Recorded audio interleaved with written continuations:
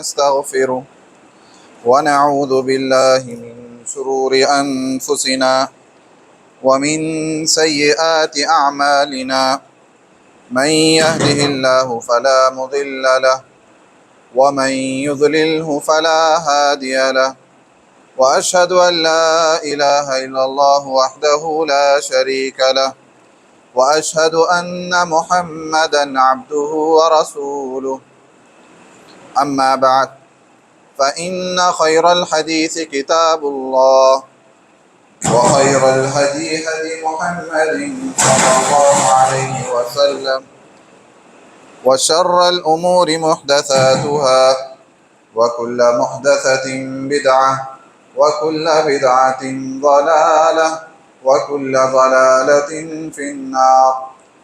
فأعوذ بالله السميع العليم من الشيطان الرجيم. بسم الله الرحمن الرحيم. يا أيها الذين آمنوا اتقوا الله حق تقاته ولا تموتن إلا وأنتم مسلمون. يا أيها الناس اتقوا ربكم الذي خلقكم من نفس واحدة وخلق منها زوجها وبث منهما رجالا كثيرا ونساء واتقوا الله الذي تساءلون به والأرحام إن الله كان عليكم رقيبا. يا أيها الذين آمنوا اتقوا الله وقولوا قولا سديدا يصلح لكم أعمالكم ويغفر لكم ذنوبكم ومن يطع الله ورسوله فقد فاز فوزا عظيما. تمام تعریف اللہ وحدہ لا شریک ہی کے لیے لائق و زیبا ہے. درود و سلام ہو تمام انبیاء کرام پر، بالخصوص آخری نبی محمد مصطفیٰ صلی اللہ علیہ وسلم پر. محترم حاضرین جمعہ، پردہ نشین خواتین اسلام، اللہ تبارک و تعالیٰ کے ہم پر بے شمار احسانات ہیں، انعامات ہیں. ہم اللہ تعالیٰ کا جتنا بھی شکر ادا کریں کم ہے، اور اللہ تعالیٰ نے جو انعامات ہم پر فرمائے ہیں ان میں سے ایک عظیم انعام یہ بھی ہے، اللہ کا احسان ہم پر یہ ہے کہ اللہ تعالیٰ نے ہمیں امت محمدیہ میں بھیجا. امت محمدیہ میں اللہ تعالیٰ نے ہمیں پیدا کیا. ایک عظیم احسان ہے کہ ہم آخری نبی اللہ کے رسول صلی اللہ علیہ وسلم جو اللہ کے چہیتے ہیں، محبوب ہیں، ہم ان کے امتی کہلائیں. یہ ایک فخر کی بات ہے، ایک اعزاز کی بات ہے کہ ہم اللہ کے رسول صلی اللہ علیہ وسلم کے امتی ہیں. اللہ تعالیٰ نے قرآن مجید میں فرمایا وَكَذَلِكَ جَعَلْنَاكُمْ أُمَّةً وَسَطًا، کہ ہم نے تمہیں ایک معتدل امت بنایا ہے، امت وسط ہم نے بنایا ہے. بہترین امت ہیں، تمام امتوں میں سب سے بہترین امت امت محمدیہ ہے. اللہ تعالیٰ نے قرآن مجید میں فرمایا كُنْتُمْ خَيْرَ أُمَّةٍ أُخْرِجَتْ لِلنَّاسِ تَأْمُرُونَ بِالْمَعْرُوفِ وَتَنْهَوْنَ عَنِ الْمُنكَرِ وَتُؤْمِنُونَ بِاللَّهِ، کہ تم سب سے بہترین لوگ ہو، تم سب سے بہترین امت ہو جو لوگوں کے لیے برپا کی گئی ہے، جو لوگوں کے لیے پیدا کی گئی ہے. تم بھلائی کا حکم دیتے ہو، برائی سے تم روکتے ہو، اللہ پر تم ایمان رکھتے ہو. اللہ تعالیٰ نے جس طرح اللہ کے رسول صلی اللہ علیہ وسلم کو تمام انبیاء میں چن لیا ہے، اسی طرح تمام امتوں میں اللہ تعالیٰ نے ہمیں چن لیا ہے. جس طرح یہ امت بھی مصطفیٰ ہے، اللہ کے رسول صلی اللہ علیہ وسلم جس طرح مصطفیٰ ہیں، اسی طرح یہ امت بھی مصطفیٰ ہے، یعنی چنندہ امت ہے. اللہ کے رسول صلی اللہ علیہ وسلم نے فرمایا کہ تم سے ملا کر پچھلے امتوں سے کو ملا کر 70 کی تعداد مکمل کر دی گئی ہے. یعنی ہم سے پہلے 69 امتیں آئیں اور ہمیں ملا کر 70 کی مکمل تعداد مکمل کر دی گئی ہے. اور تم اللہ کے نزدیک سب سے بہترین ہو، سب سے معزز ہو. حضرت ابو ہریرہ رضی اللہ تعالیٰ عنہ بیان کرتے ہیں کہ تم سب سے بہترین امت ہو جو لوگوں کو اس حال میں لاتی ہے کہ ان کے گلوں میں طوق رہتا ہے اور تم انہیں اسلام میں داخل کر کے اس طوق کو تم نکال دیتے ہو، اس بوجھ کو تم نکال دیتے ہو۔ محترم حاضرین، امت جو ہم سب سے افضل امت کہلاتے ہیں، یہ کس اعتبار سے؟ یہ دین اسلام کی وجہ سے۔ اسلام کی وجہ سے ہمیں اللہ تعالیٰ نے عزت عطا فرمائی ہے۔ ہم اللہ تعالیٰ پر ایمان رکھتے ہیں، ہم رسول پر ایمان رکھتے ہیں، ہم قرآن مجید پر ایمان رکھتے ہیں، جبکہ دیگر امتیں نہ اللہ پر ایمان رکھتی ہیں، نہ ہی اللہ کے رسول پر، نہ ہی قرآن مجید پر ایمان رکھتی ہیں، جس کی وجہ سے وہ افضل نہیں کہلاتی۔ ہم اس لیے افضل ہوئے کیونکہ اسلام نے ہمیں عزت عطا فرمائی، اسلام کی افضلیت کی وجہ سے ہمیں عزت ملی ہے۔ اللہ تعالیٰ نے قرآن مجید میں فرمایا وَلِلَّهِ الْعِزَّةُ وَلِرَسُولِهِ وَلِلْمُؤْمِنِينَ وَلَكِنَّ الْمُنَافِقِينَ لَا يَعْلَمُونَ۔ عزت اللہ کے لیے ہے، رسول کے لیے، مومنوں کے لیے ہے، لیکن منافقین یہ بات نہیں جانتے۔ صحابہ کرام ارشاد فرماتے ہیں اِنَّا كُنَّا أَذَلَّ قَوْمٍ فَأَعَزَّنَا اللَّهُ بِالْإِسْلَامِ، کہ ہم سب سے بدترین لوگ تھے، لیکن اللہ تعالیٰ نے ہمیں عزت دی اسلام کی وجہ سے۔ تو ہم جو افضلیت کہلائے، ہم جو تمام امتوں میں سب سے افضل ہوئے، خیر امت کا لقب جو ہمیں ملا، اس وجہ سے کہ اسلام کی وجہ سے، اسلام کی وجہ سے اللہ تعالیٰ نے ہمیں عزت عطا فرمائی ہے۔ یہود و نصارہ نے کو یہ فضیلت حاصل نہیں ہوئی۔ اللہ تعالیٰ نے ان کے تعلق سے فرمایا غیر المغضوب علیہم ولا الضالین، کہ یہ وہ لوگ ہیں جن پر اللہ تعالیٰ غضبناک ہوا، ذلت و رسوائی کا یہ لوگ سبب بنے، اور نصارہ کے تعلق سے کہ لوگ گمراہ ہوئے، لیکن اللہ تعالیٰ نے ہمیں اس چیز سے محفوظ کر لیا ہے۔ محترم حاضرین، اللہ کے رسول صلی اللہ علیہ وسلم نے، اللہ تعالیٰ نے جو اس امت کو دیگر امتوں کے مقابلے میں جو افضلیت عطا فرمائی ہے، اللہ تعالیٰ نے جو ہمیں اعزاز عطا فرمایا ہے، جو انعام عطا فرمایا ہے، کئی اعتبار سے ہیں، کئی پہلو ہے۔ یہ امت کو بہت سی چیزوں میں خصوصیت عطا کی گئی ہے، اعزازات نوازے گئے ہیں۔ میں آپ کے سامنے مختصر چند چیزیں بیان کروں گا قرآن و حدیث کی روشنی میں، کہ سب سے اہم چیز کہ اللہ تعالیٰ نے ہمیں مکمل دین عطا فرمایا ہے، مکمل دین اللہ تعالیٰ نے ہمیں دیا ہے، اور یہ دین ہر اعتبار سے مکمل ہے، اس میں کسی بھی طرح کی کمی بیشی نہیں کی جا سکتی۔ اللہ تعالیٰ نے ہمیں جو یہ دین دیا ہے مکمل طور پر، یہ اللہ تعالیٰ کا بڑا احسان ہے۔ اگر یہ دین مکمل نہ ہوتا، ادھورا رہتا، تو لوگ اپنی جانب سے اس دین میں طرح طرح کی چیزیں شمار کرنے لگ جاتے، لوگوں کے ہاتھوں میں یہ دین کھلونا بن کر رہ جاتا، لیکن اللہ تعالیٰ نے ان تمام چیزوں سے حفاظت فرمائی، اور یہی چیز اللہ تعالیٰ نے قرآن مجید میں فرمایا اليوم اکملت لکم دینکم واتممت علیکم نعمتی ورضیت لکم الاسلام دینا، آج میں نے تم پر تمہارے دین کو مکمل کر دیا، اور تم پر اپنا انعام، اللہ تعالیٰ نے فرمایا تم پر میں نے اپنا انعام مکمل کیا، یعنی دین کا مکمل دینا یہ اللہ کا انعام ہے، اللہ کا احسان ہے۔ یہی وہ چیز ہے کہ اہل کتاب میں سے یہودی علماء اس چیز کو سمجھ چکے۔ انہوں نے کہا کہ حضرت عمر رضی اللہ تعالیٰ عنہ کے پاس آ کر کہنے لگے کہ قرآن مجید میں ایسی ایک آیت ہے تمہارے پاس، وہ آیت اگر ہمیں مل جاتی، یعنی ہماری کتاب میں وہ آیت ہوتی، یا اللہ تعالیٰ وہ آیت ہم پر نازل کرتا، تو ہم اس دن کو عید کے طور پر منا لیتے، وہ دن ہمارے لیے خوشی کا دن ہو جاتا۔ حضرت عمر رضی اللہ تعالیٰ عنہ پوچھنے لگے وہ کون سی آیت ہے؟ تو یہودی نے کہا الیوم اکملت لکم دینکم واتممت علیکم، سورہ مائدہ کی آیت، کہ اللہ نے جس میں فرمایا آج میں نے تمہارے لیے تمہارے دین کو مکمل کر دیا ہے۔ یہ آیت حضرت عمر فرمانے لگے ہمیں معلوم ہے کہ آیت کب نازل ہوئی، کہاں نازل ہوئی، تو یہ اللہ تعالیٰ کا سب سے بڑا انعام، سب سے بڑا احسان اللہ تعالیٰ کا ہم پر یہ ہے کہ اللہ تعالیٰ نے ہمیں ایک مکمل دین عطا فرمایا، جس میں ہر چیز کی جانب رہنمائی کی گئی ہے۔ انسان ہر چیز، زندگی کے جتنے بھی شعبے ہیں، ہر شعبے میں وہ دین سے رہنمائی حاصل کر سکتا ہے۔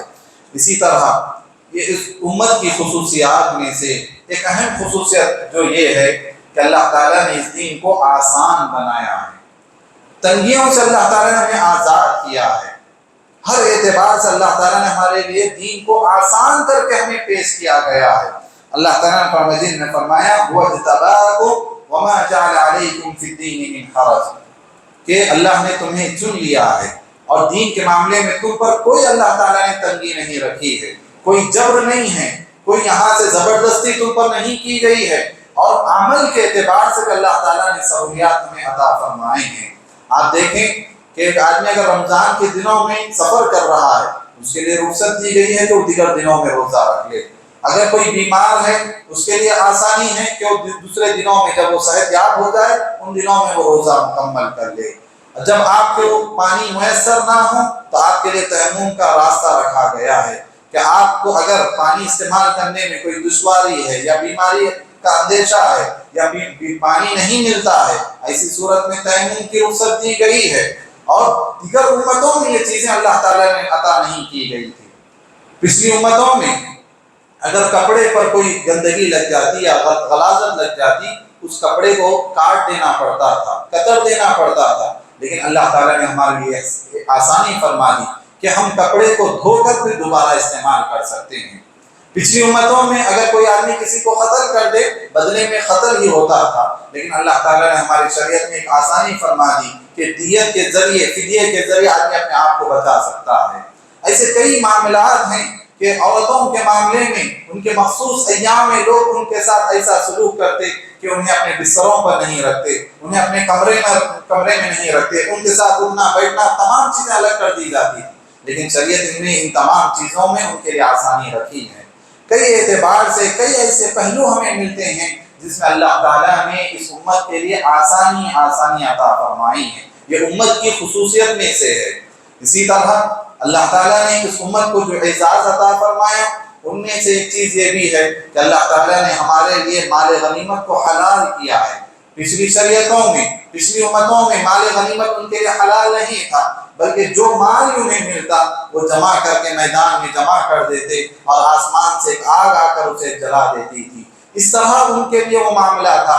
لیکن اللہ کے رسول صلی اللہ علیہ وسلم ایک حدیث میں فرماتے ہیں اعطیت خمسا لم یعطہن احدا قبلی، کہ اللہ کے رسول فرماتے ہیں 5 چیزیں مجھے اللہ نے ایسی عطا فرمائی ہیں کہ مجھ سے پہلے کسی نبی کو اللہ تعالیٰ نے وہ چیزیں عطا نہیں کی۔ 5 چیزیں صرف اللہ نے مجھے ہی عطا فرمائیں۔ تو اس میں سے ایک چیز آپ نے فرمایا کہ اللہ تعالیٰ نے مجھے میری مدد فرمائی رعب کے ذریعے، دبدبے کے ذریعے، دشمن 1 مہینے کی مسافت تک دور بھی کیوں نہ ہو، اللہ کے رسول کا نام اگر وہ سن لے تو وہ کانپ جاتا ہے، اس کے دل میں ہیبت بیٹھ جاتی ہے۔ یہ اللہ تعالیٰ کی طرف سے خاص آپ کو عطا کیا گیا۔ اسی طرح آپ نے فرمایا کہ مجھے اللہ تعالیٰ نے سارے لوگوں کے لیے بھیجا ہے، مجھ سے پہلے جو انبیاء آئے وہ ایک قوم کی طرف بھیجے گئے، ایک وقت کے لیے بھیجے گئے، لیکن اللہ تعالیٰ نے مجھے تمام جہاں والوں کی طرف مبعوث فرمایا ہے۔ اسی طرح آپ صلی اللہ علیہ وسلم نے فرمایا اللہ تعالیٰ نے میرے لیے غنیمت کے مال کو حلال کیا ہے۔ اسی طرح آپ صلی اللہ علیہ وسلم نے فرمایا کہ اللہ تعالیٰ نے مجھ سے پہلے کے لوگوں کو یہ چیز عطا نہیں کی گئی تھی کہ مال غنیمت ہے، اور اسی طرح مجھے شفاعت عطا کی گئی۔ اللہ تعالیٰ نے مجھے ایک شفاعت کا ایک حق اللہ نے مجھے عطا فرمایا ہے جو مجھ سے پہلے کسی نبی کو یہ چیز عطا نہیں کی گئی تھی۔ اس طرح اللہ کے رسول صلی اللہ علیہ وسلم نے وہ چیزیں گنوائیں کہ جو چیز خاص مجھے عطا کی گئی مجھ سے پہلے کسی نبی کو وہ چیز عطا نہیں کی گئی تھی۔ اسی طرح اس امت کی خصوصیت یہ بھی ہے کہ اللہ تعالیٰ نے اس امت میں بھول چوک کو اللہ نے معاف کیا ہے۔ آدمی سے اگر بھول سے اگر کوئی غلطی ہو رہی ہے یا دلوں میں جو وسوسے آتے ہیں یا مجبوری پر انسان کو وہ چیز کرائی جاتی ہے، اللہ تعالیٰ نے یہ چیزیں معاف فرما دی۔ اللہ کے رسول صلی اللہ علیہ وسلم نے فرمایا ان اللہ تجاوز عن امتی ما حدثت به انفسها ما لم تعمل او تتکلم۔ آپ صلی اللہ علیہ وسلم نے فرمایا اللہ تعالیٰ نے میرے امت سے ان چیزوں کو معاف کر دیا ہے جو ان کے دلوں میں وسوسے پیدا ہوتے ہیں، برائی کے، برے خیالات کے، گناہ کے جو وسوسے دلوں میں آتے ہیں، خیالات جو آتے ہیں، اللہ تعالیٰ اس پر تمہاری گرفت نہیں کرتا۔ اسی طرح یہاں تک کہ تم اس پر عمل نہ کر لو۔ آدمی برائی کا ارادہ کیا لیکن برائی کا ارادہ کرنے پر اس کی گرفت نہیں ہوتی یہاں تک کہ وہ اس برائی پر عمل نہ کر لے۔ اگر برا کام کرتا اللہ تعالیٰ اس پر گرفت فرمائے گا۔ اسی طرح اگر تمہیں کوئی شخص جبر کرے، ظلم کرے کہ گناہ کرنے پر اللہ تعالیٰ تم سے گناہ کو معاف فرما دیتا ہے۔ اسی طرح اس امت کی ایک اہم خصوصیت اللہ تعالیٰ نے یہ بھی رکھی ہے کہ امت گمراہی پر جمع نہیں ہو سکتی، ساری امت مل کر ایک گناہ پر، ایک گمراہی پر جمع نہیں ہو سکتی۔ اللہ کے رسول صلی اللہ علیہ وسلم نے یہ چیز ارشاد فرمائی کہ پچھلی امتوں میں ایک چیز یہ ہوتی تھی کہ اللہ کے رسول صلی اللہ علیہ وسلم نے ساری امت مل کر ایک گمراہی پر جمع نہیں ہو سکتی، اس چیز سے اللہ تعالیٰ نے میری حفاظت فرما دی ہے۔ اور ایک چیز جس میں اللہ کے رسول صلی اللہ علیہ وسلم نے فرمایا میری امت کو اللہ تعالیٰ نے مرحوم بنایا ہے، ان کے گناہ معاف کر دیے گئے ہیں۔ امتی ہذی امت مرحومہ، میری امت جو ہے مرحوم ہے، اللہ نے اس کے گناہ معاف کر دیے ہیں۔ لیس علیہا عذاب فی الآخرہ، اس کے لیے آخرت میں کوئی عذاب نہیں ہے۔ یہ امت کو اللہ تعالیٰ نے خاص ایک چیز، اس کا مطلب یہ نہیں کہ آدمی یہ سمجھے کہ آخرت میں اس کے لیے کوئی عذاب نہیں ہوگا، دوسری حدیثوں میں یہ چیز بتائی گئی ہے، لیکن ان کے ساتھ خاص رعایت کا معاملہ کیا جائے گا کہ ان کے کئی گناہ اللہ تعالیٰ معاف فرما دے گا، انہیں بڑی تعداد میں اللہ تعالیٰ نے جنت میں داخل فرمائے گا۔ اسی طرح اس امت کی خصوصیت یہ بھی ہے کہ امت کی عمریں مختصر ہے، 60-70 سال کی عمریں ہیں، انہیں وقت کم دیا گیا ہے، لیکن اجر ان کا عمل بہت مختصر رہے گا، لیکن اجر میں یہ بہت زیادہ ہوں گے، اجر کے اعتبار سے بہت زیادہ ہوں گے۔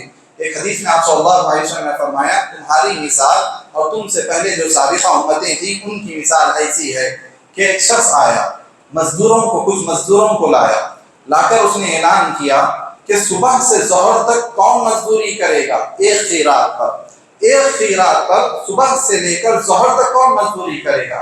تو یہودیوں نے کہا ہم کریں گے، تو وہ ظہر تک انہوں نے مزدوری کی، انہیں ایک خیرات دیا گیا۔ پھر وہ اس نے اعلان کیا کہ اب ظہر سے عصر تک کون مزدوری کرے گا ایک خیرات پر؟ تو نصارہ نے کہا کہ ہم کریں گے، تو وہ ظہر سے لے کر عصر تک انہوں نے ایک خیرات پر مزدوری کی، اور پھر اس نے اعلان کیا کہ اب عصر سے لے کر غروب آفتاب تک، سورج ڈوبنے تک کون عمل کرے گا 2 خیرات پر؟ تو امت محمدیہ اٹھی، اس نے کہا کہ ہم کریں گے۔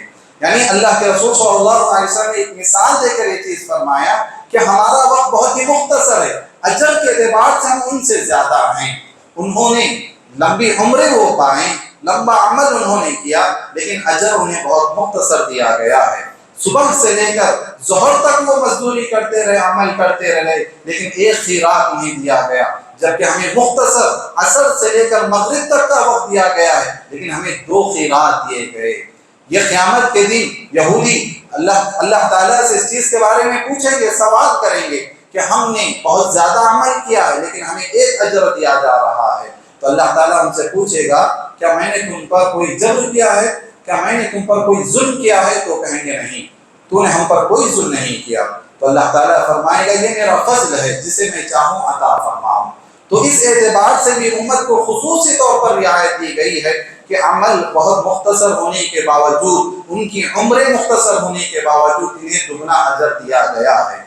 اسی طرح ایک حدیث میں آپ صلی اللہ علیہ وسلم نے یہ بھی فرمایا کہ میں نے اللہ تعالیٰ سے 3 چیزیں مانگی، سألت ربی فیہا 3 خصال، میں نے میرے رب سے 3 چیزیں مانگی، اللہ تعالیٰ نے 3 چیزوں میں 2 چیزیں اللہ نے مجھے عطا فرمائیں، ایک چیز سے اللہ تعالیٰ نے مجھ سے منع فرمایا، مجھے محروم رکھا۔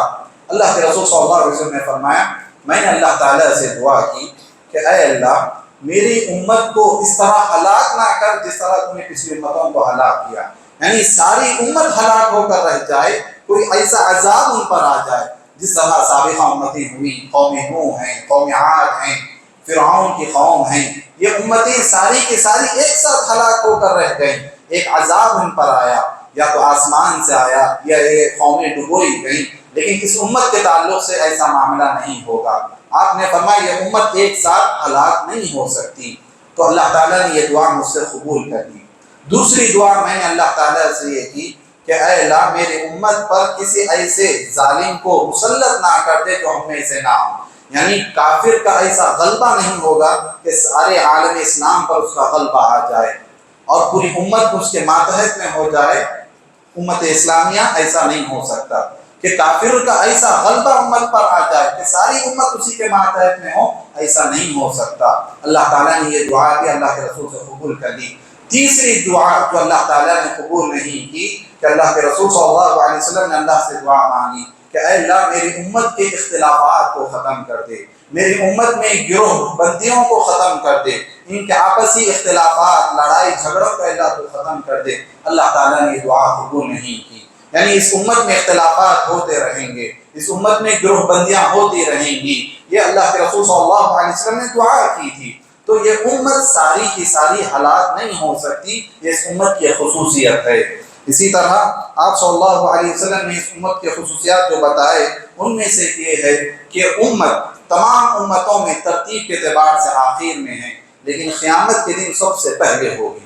آپ نے فرمایا نحن الآخرون السابقون یوم القیامہ، ہم ترتیب کے اعتبار سے سب سے آخر میں آئے ہیں دنیا میں، لیکن قیامت کے دن ہم سب سے پہلے رہیں گے، ہمارا حساب و کتاب سب سے پہلے لیا جائے گا، اور سب سے پہلے جنت میں داخل ہونے والے ہم ہوں گے، اور پل صراط پر سب سے پہلے چلنے والے ہم ہوں گے۔ یعنی قیامت کے دن اللہ تعالیٰ سب سے پہلے حساب و کتاب امت محمدیہ سے لے گا۔ یہ ایک اعزاز ہے جو اللہ تعالیٰ ہمیں عطا کر رہا ہے۔ دنیاوی معاملات میں بھی اللہ کے رسول صلی اللہ علیہ وسلم نے فرمایا کہ اللہ تعالیٰ نے یہود اہل کتاب کو جمعہ کا دن دیا، لیکن انہوں نے اس میں اختلاف کیا تو اللہ تعالیٰ نے ان سے اس دن کو محروم کر دیا۔ تو اہل کتاب میں سے یہودیوں نے ہفتے کے دن کو لیا، نصارہ نے اتوار کے دن کو لیا، لیکن امت محمدیہ کو اللہ تعالیٰ نے جمعہ کا دن عطا فرمایا، جو جمعہ کا دن پہلے آتا ہے، ہفتہ بعد میں آیا، پھر اتوار بعد میں آیا۔ اس اعتبار سے، ترتیب کے اعتبار سے ہمارے لیے جمعہ کا دن عید کا دن ہے، یہودیوں کے لیے ہفتے کا دن عید کا دن ہے، نصارہ کے لیے اتوار کا دن ان کے لیے عید کا دن ہے۔ تو اس ترتیب سے بھی اللہ تعالیٰ نے جمعہ کی طرف خاص طور پر اس امت کی رہنمائی فرمائی۔ تو یہ دنیاوی اعتبار سے اللہ تعالیٰ نے اس امت کو خصوصیات عطا فرمائی۔ کچھ خصوصیتیں ہیں جو اللہ تعالیٰ ہمیں آخرت میں بھی عطا فرمائے گا، وہاں بھی ہمیں اعزاز عطا فرمائے گا۔ ایک حدیث میں آپ صلی اللہ علیہ وسلم نے ارشاد فرمایا کہ صحابہ بیان کرتے ہیں کہ اللہ کے رسول صلی اللہ علیہ وسلم قبرستان سے تشریف لے گئے تو آپ صلی اللہ علیہ وسلم نے وہاں دعا کی، قبرستان والوں کے حق میں دعا کی، اور اللہ کے رسول نے خواہش ظاہر کی، میری خواہش ہے کہ میں اپنے بھائیوں کو دیکھ لیتا۔ تو صحابہ کرام نے ارشاد کیا، فرمایا اے اللہ کے رسول ہم آپ کے بھائی ہیں۔ تو آپ صلی اللہ علیہ وسلم نے فرمایا تم میرے بھائی نہیں ہو، تم میرے ساتھی ہو، تم میرے صحابہ ہو، میرے بھائی تو وہ ہے جو میرے بعد آئیں گے، یعنی میرے بعد، میرے انتقال کے بعد وہ لوگ آئیں گے جو میرا دیدار نہیں کر پائیں گے۔ تو پھر اس حدیث میں آپ صلی اللہ علیہ وسلم نے فرمایا کہ قیامت کے دن میں انہیں دیکھوں گا، ان کا دیدار میں قیامت کے دن کروں گا۔ تو صحابہ نے پوچھا اے اللہ کے رسول آپ اس وقت انہیں کیسا پہچانو گے؟ یہ آپ کی امت ہے، یہ کیسا آپ پہچانو گے؟ آپ صلی اللہ علیہ وسلم نے فرمایا جس طرح کالے گھوڑے ہوتے ہیں، گھوڑوں کے درمیان ایک ایسا گھوڑا اس میں آ جائے جس کی پیشانی سفید ہو، جس کے پیر سفید ہو، کیا وہ علانیہ طور پر نہیں سمجھ میں آئے گا؟ صحابہ نے کہا کیوں نہیں، ضرور سمجھ میں آئے گا۔ تو آپ صلی اللہ علیہ وسلم نے فرمایا قیامت کے دن میری امت ایسے ہی آئے گی، غرًا محجلین، کہ اعضائے وضو جو ہوں گے ان کے چمکدار ہوں گے، جس سے میں پہچان جاؤں گا کہ یہ میری امت ہے۔ تو قیامت کے دن بھی اللہ تعالیٰ ہمیں یہ اعزاز عطا کرنے والا ہے کہ اعضائے وضو جو ہوں گے قیامت کے دن چمکدار ہوں گے ہمارے، جس سے دیگر امتوں کے مقابلے میں ہماری ایک الگ پہچان ہوگی۔ اللہ کے رسول صلی اللہ علیہ وسلم حوض کوثر پر اپنی امت کا استقبال فرمائیں گے۔ اسی طرح قیامت کے دن اللہ تعالیٰ جو ہمیں اعزاز عطا کرے گا، سب سے بڑا ایک اعزاز جو اس امت محمدیہ کو عطا ہونے والا ہے وہ یہ کہ ہم انبیاء کے تعلق سے گواہی دیں گے، انبیاء کے حق میں گواہی دیں گے۔ آپ صلی اللہ علیہ وسلم نے فرمایا قیامت کے دن انبیاء آئیں گے، کوئی نبی آئے گا اس کی قوم میں سے ایک شخص اس پر ایمان لانے والا ہوگا، کوئی نبی آئے گا اس کے ساتھ صرف 2 لوگ ہوں گے، کوئی اسی طرح کسی کے ساتھ زیادہ کسی کے ساتھ کم، اس طرح ہوں گے۔ اور اللہ تعالیٰ نبی سے پوچھے گا کیا تم نے میرا دیا ہوا پیغام امت تک پہنچایا؟ نبی کہیں گے جی ہاں اللہ، جو تو نے ہمیں حکم دیا ہم نے امت تک وہ پیغام پہنچایا۔ اللہ تعالیٰ پھر امت کو بلائے گا، ہر نبی کے ساتھ یہ معاملہ ہوگا۔ نوح علیہ السلام کو بلایا جائے گا، پوچھا جائے گا کیا تم نے میرا پیغام پہنچایا؟ نوح علیہ السلام کہیں گے اے اللہ میں نے تیرا پیغام پہنچایا۔ قوم نوح کو بلایا جائے گا، ان سے پوچھا جائے گا کیا اس شخص نے یعنی یہ نبی نے تم تک میرا پیغام پہنچایا؟ وہ قوم انکار کر دے گی، جھٹلا دے گی، نبی کو جھٹلا دے گی قیامت کے دن کہ یہ شخص ہمارے پاس تیرا پیغام نہیں لایا۔ تو اللہ تعالیٰ پھر اس نبی سے پوچھے گا کہ اپنے لیے گواہ لاؤ، اپنے لیے گواہ لاؤ. تو نوح علیہ السلام کہیں گے، ہر نبی کہیں گے کہ امت محمدیہ ہمارے حق میں گواہی دے گی. پھر امت محمدیہ کو بلایا جائے گا، پوچھا جائے گا کیا اس نبی نے اپنے قوم کو پیغام پہنچایا؟ یہ امت کہے گی ہاں اے اللہ اس نبی نے امت کو پیغام پہنچایا. اللہ تعالیٰ ہم سے پوچھے گا تمہیں اس چیز کا کیسے پتا، تمہیں اس چیز کا کیسے معلوم؟ تو امت کہے گی ہمیں ہمارے نبی نے بتایا ہے کہ جتنے بھی انبیاء کرام اس دنیا میں آئے ہیں انہوں نے کما حق و اللہ تیرا پیغام امت تک پہنچایا ہے. ہم ہمارے نبی پر ایمان رکھتے ہیں، ان کی باتوں کی ہم تصدیق کرتے ہیں، تو یہ ہماری گواہی انبیاء کے حق میں ہوگی.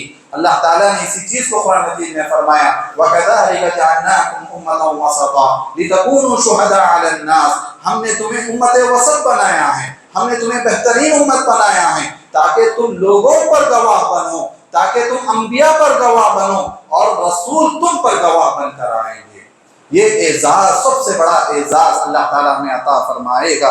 اسی طرح جنت میں اللہ تعالیٰ زیادہ تعداد امت محمدیہ کی داخل فرمائے گا. اللہ کے رسول صلی اللہ علیہ وسلم نے صحابہ کرام سے پوچھا اما ترضى ان تكون ربع للجنہ، کیا تم اس بات سے خوش ہوتے ہو کیا تم جنت میں چوتھائی حصہ ہو جاؤ؟ یعنی جنت کے اگر 4 حصے کر دیے جائیں ایک حصہ تم سے فل کر دیا جائے. تو صحابہ کرام خوشی کا اظہار کرنے لگے. تو پھر اللہ کے رسول نے پھر کہا مجھے امید ہے کہ اللہ تعالیٰ جنت میں میری امت کے 1/3 لوگوں کو داخل فرمائے گا. صحابہ کرام اس پر بھی خوش ہو گئے. پھر اللہ کے رسول صلی اللہ علیہ وسلم کہنے لگے مجھے امید ہے کہ اللہ تعالیٰ جنت میں آدھی تعداد جنت کی میری امت سے اللہ تعالیٰ فرمائے گا. اس پر صحابہ کرام اتنا خوش ہوئے کہ انہوں نے تکبیر بلند کی، اللہ اکبر کا نعرہ انہوں نے بلند کیا. اور ایک حدیث میں آپ صلی اللہ علیہ وسلم نے فرمایا کہ جنت کی 120 صفیں ہوں گی، ان میں سے 80 صفیں میری امت ہی کی ہوں گی. یہ ایک اعزاز ہے جو اللہ تعالیٰ امت محمدیہ کے تعلق سے فرمائے گا. اسی طرح ایک سب سے آخری خصوصیت جو اس امت کی ہے، جو سب سے اہم خصوصیت ہے، وہ یہ کہ اللہ تعالیٰ اس امت میں سے 70,000 افراد کو جنت میں ایسے داخل کرے گا کہ ان پر نہ ہی حساب و کتاب دیا جائے گا اور نہ انہیں عذاب دیا جائے گا. بغیر حساب کتاب کے، بغیر عذاب کے امت کے 70,000 افراد جنت میں داخل کر دیے جائیں گے. آپ صلی اللہ علیہ وسلم نے جب یہ حدیث بیان فرمائی کہ میری امت کے 70,000 افراد بغیر حساب کے، بغیر عذاب کے جنت میں داخل کر دیے جائیں گے، صحابہ کرام آپس میں بحث کرنے لگے. اللہ کے رسول نے یہ حدیث بیان کی اور اپنے حجرے میں داخل ہو گئے. صحابہ کرام میں اس تعلق سے مشورے ہونے لگے کہ وہ کون سے ایسے لوگ ہوں گے جو بغیر حساب کے جنت میں داخل ہو جائیں گے. کسی نے کہا کہ وہ صحابہ کرام ہوں گے، کسی نے کہا نہیں جن کی پیدائش اسلام پر ہوئی ہو، کسی نے کہا نہیں جنہوں نے اپنی زندگی میں کبھی اللہ کے ساتھ شرک نہ کیا، ایسے لوگ جنت میں داخل ہوں گے. یہی ان لوگوں کی گفتگو ہو رہی تھی. پھر اللہ کے رسول صلی اللہ علیہ وسلم دوبارہ تشریف لائے. آپ نے پوچھا تمہیں کس چیز نے اختلاف میں پیدا کیا، یعنی اختلاف میں پڑے ہوئے ہو؟ صحابہ نے جب یہ حدیث بیان کی کہ آپ نے اس طرح فرمایا ہے تو وہ کون سے لوگ ہوں گے؟ اس وقت اللہ کے رسول صلی اللہ علیہ وسلم نے فرمایا هم الذين لا يرقون ولا يسترقون ولا يتطيرون وعلى ربهم يتوكلون، کہ وہ 70,000 افراد جو بغیر حساب کے، بغیر عذاب کے سیدھے ڈائریکٹ جنت میں داخل ہوں گے، وہ ایسے لوگ ہوں گے جو نہ دم کرتے ہوں گے، نہ رقیہ کرتے ہوں گے، نہ ہی دم کرواتے ہوں گے اور نہ بدشگونی لیتے ہوں گے، اور وہ اللہ تعالیٰ پر مکمل طور پر ایمان رکھنے والے، اللہ تعالیٰ پر مکمل طور پر بھروسہ کرنے والے ہیں. توکل ایسی چیز ہے، اللہ پر بھروسہ، اعتماد، کہ بغیر حساب کے، بغیر عذاب کے سیدھا جنت میں لے جانے والی چیز ہے. اور ایک حدیث میں آپ صلی اللہ علیہ وسلم نے یہ بھی فرمایا کہ ان 70,000 افراد کے ساتھ 1,000 کے ساتھ پھر دوبارہ 70,000 افراد کو، 1,000 افراد کے ساتھ 70,000 افراد کو اللہ تعالیٰ جنت میں داخل فرمائے گا. تو یہ امت محمدیہ کی خصوصیتیں ہیں، یہ فضائل ہیں جو اللہ تعالیٰ نے ہمیں عطا فرمائے ہیں. اور یہ امت افضل امت اسی لیے ہوئی جو اللہ تعالیٰ نے قرآن مجید میں فرمایا کنتم خیر امت اخرجت للناس، تم سب سے بہترین لوگ ہو، تم سب سے بہترین امت ہو، تم بھلائی کا حکم دیتے ہو. یہ فریضہ اللہ تعالیٰ نے ہم پر عائد کیا ہے، تم بھلائی کا حکم دیتے ہو، برائی سے تم روکتے ہو اور اللہ پر تم ایمان رکھتے ہو. تو لہذا جس طرح اللہ کے رسول صلی اللہ علیہ وسلم کو اللہ تعالیٰ نے چن لیا ہے، آپ افضل الانبیاء ہیں، اسی طرح یہ امت بھی افضل الامم ہیں. جس طرح اللہ کے رسول مجتبی ہیں یہ امت بھی مجتبی ہے، جس طرح اللہ کے رسول جس طرح مصطفیٰ ہیں یہ امت بھی مصطفیٰ ہے۔ اللہ تعالیٰ نے اسے اعزاز عطا فرمایا ہے، لیکن یہ اعزاز ایسے ہی حاصل نہیں ہوا، اس کے کچھ تقاضے ہیں جو ہمیں پورے کرنے ہیں۔ انشاءاللہ آئندہ کبھی اس کے تعلق سے بیان کیا جائے گا۔ اللہ تعالیٰ سے دعا گو ہوں اللہ تعالیٰ کہنے والے کو سننے والوں کو نیک عمل کی توفیق عطا فرما۔ اللہ تعالیٰ ہم تمام کے گناہوں کو معاف فرما۔ اللہ تعالیٰ ہمیں جب تک رکھے ایمان و عمل کے ساتھ رکھ، جب ہمارا خاتمہ ایمان بالخیر پر ہمارا خاتمہ فرما۔ آمین یا رب العالمین۔ وآخر دعوانا الحمدللہ رب العالمین۔